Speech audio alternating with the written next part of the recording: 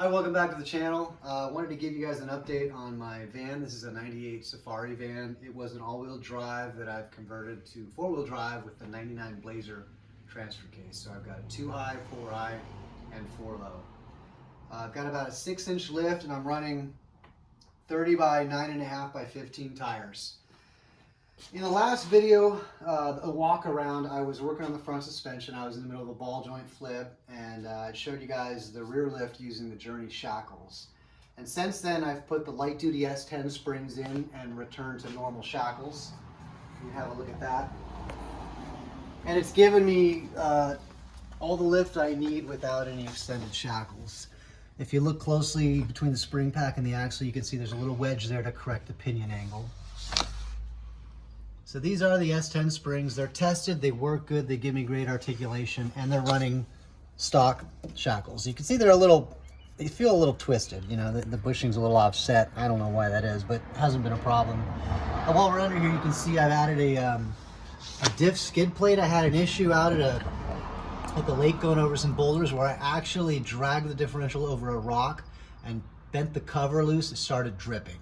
So I had to replace the cover and the gasket, and I put that just a little small skid plate to keep that from ever happening again. So that's a big change out back. I like the way the springs work, but I'm told it's a much rougher ride in the back seats. So they're the light duty S10 springs, but they are a heavier duty than the standard van spring.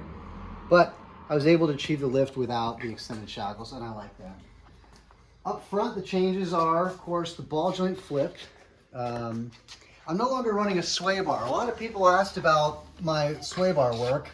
And here you can kind of see the lower saddle that I welded to accommodate the disconnectable link. But there's no sway bar here. And sharp-eyed viewers will also notice there's no front differential or axles anymore. Here's an empty cup.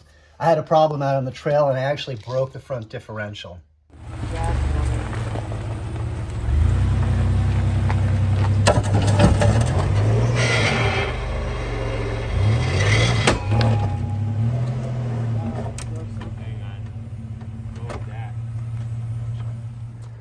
Here you can see the ball joint flip. Now, after watching the Prairie City video of this thing being tested off-road, I could hear clicking and creaking from the front end, and that was kind of concerning. So I traced it down to the control arm bushings. So I've also replaced these upper control arms. Now I found a brand, I think it's called Mevotech or something like that. Their new control arms are very competitively priced, and they come with ball joints that are already bolted in. So if you're thinking about the ball joint flip, buy yourself a set of new upper control arms with bolted in ball joints. You won't have to deal with drilling out the rivets. I wish I would have known that going in myself. You can see the idler arms I'm running here. I had to look long and hard for ones that had the shaft and the bolt. I can tighten this up when it starts to get play. So I think that's the big changes in the suspension. Ball joint flip is cool. It allows me that extra suspension drop.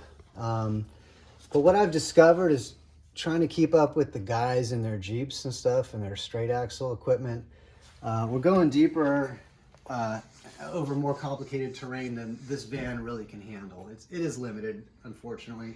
Great overlander, great light off-roader, but start getting into rocks and hill climbs and stuff like that, and it has clearance issues.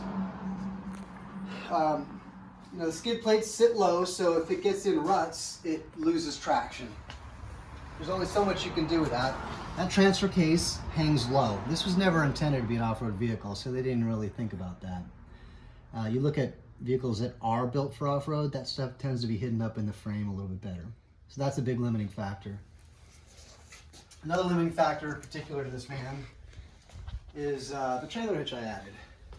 If you're going up an incline, this trailer hitch is going to hit the ground. And if you're going, the higher, steeper the incline, the more this is going to dig in, it's going to unload your rear tires, you're going to lose traction, you're stuck. And that's what happened to me last time I took this thing out. I ended up going up an incline and I had traction with just one front wheel.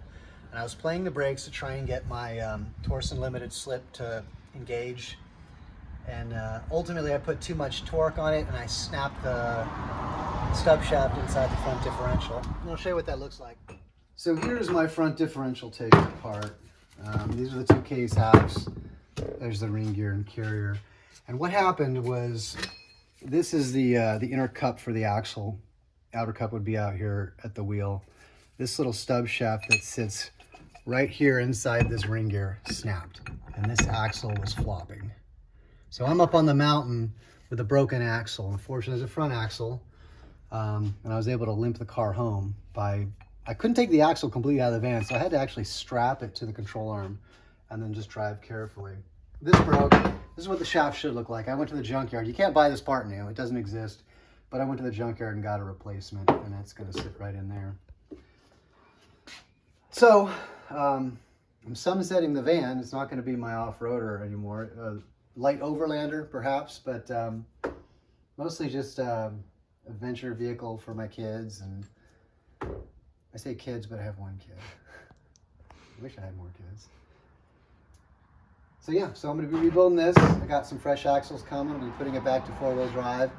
And pretty much just running it like that. Now I am sway barless. I did get tired of the clicking noise that was coming from my sway bar, disconnectable sway bar links. They were a little loose. And I discovered with the torsion bars cranked up to the place that they're at, the van's really handles well on the highway. It leans a little bit through twisty turns, but you know, I think I do enjoy the sway barless ride a little bit better because it is a softer ride. So, all right. So I've been through a few iterations on the van. I like the setup that it's at right now. It's actually the best it's ever been.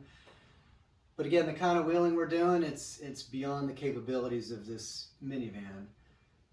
So hey, if you have any questions, if you want to know more about anything I've done or you have any comments, we're paying attention, so leave a comment, and thanks for watching.